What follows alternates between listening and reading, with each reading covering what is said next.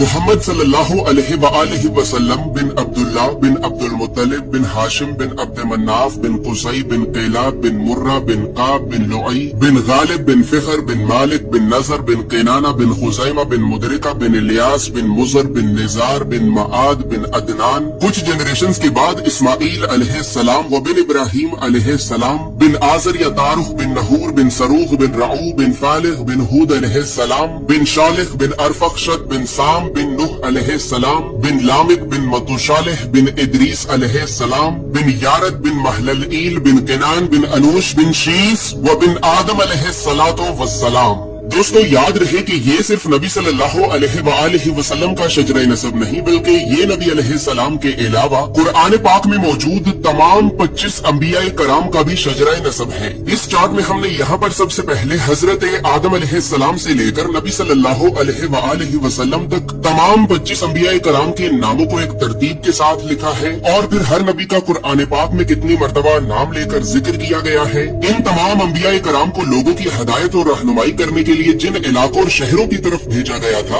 تو ہم نے اس چارٹ میں ان تمام علاقوں اور شہروں کے ناموں کو بھی لکھا ہے۔ اور سب سے خاص بات یہ ہے کہ یہاں پر ہم نے سبز رنگ سے نبیوں کے ناموں کو لکھا ہے اور سرخ رنگ سے رسولوں کے ناموں کو لکھا ہے، تاکہ آپ کو بآسانی معلوم ہو سکے کہ ان 25 نبیوں میں سے نبی کون تھے اور رسول کون تھے۔ اس کے علاوہ اس چارٹ میں ہم نے اللہ رب العزت کے 99 صفاتی نام، اور پھر ان ناموں کے نیچے ہم نے ڈیبیٹڈ پروفیٹس یعنی ان 10 نبیوں کے ناموں کو بھی لکھا ہے کہ جن 10 نبیوں کے نبی ہونے کے بارے میں تمام مسلمان علماء میں اختلاف پایا جاتا ہے، کیونکہ ان 10 نبیوں کو قرآن پاک میں کہیں پر بھی نبی نہیں کہا گیا ہے۔ اس کے علاوہ چارٹ میں موجود سرخ رنگ 5 اولو العزم نبیوں کو ریپرزینٹ کرتا ہے، جبکہ بلو کلر بنی اسرائیل کے نبیوں کو ریپرزینٹ کرتا ہے۔ اور اسی طرح 25 نبیوں میں سے 23 نبی ایسے بھی ہیں کہ جن کا ذکر قرآن کے علاوہ تورات، زبور اور انجیل میں بھی موجود ہے۔ لہٰذا اسی وجہ سے ہم نے انبیاء کرام کے عبرانی اور یونانی یعنی ببلکل ناموں کو بھی اس چارٹ میں لکھا ہے۔ ان تمام معلومات کے علاوہ نبی صلی اللہ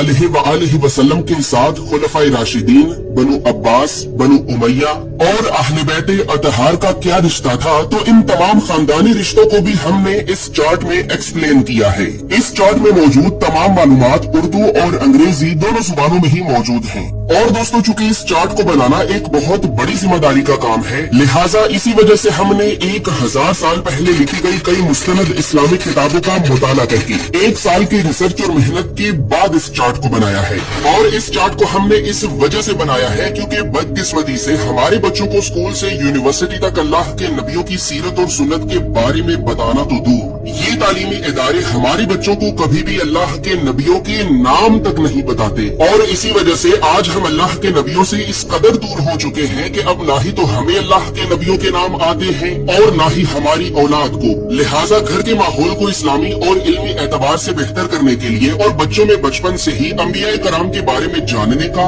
اور تحقیق کرنے کا شوق پیدا کرنے کے لیے ہم نے اس چارٹ کو بنا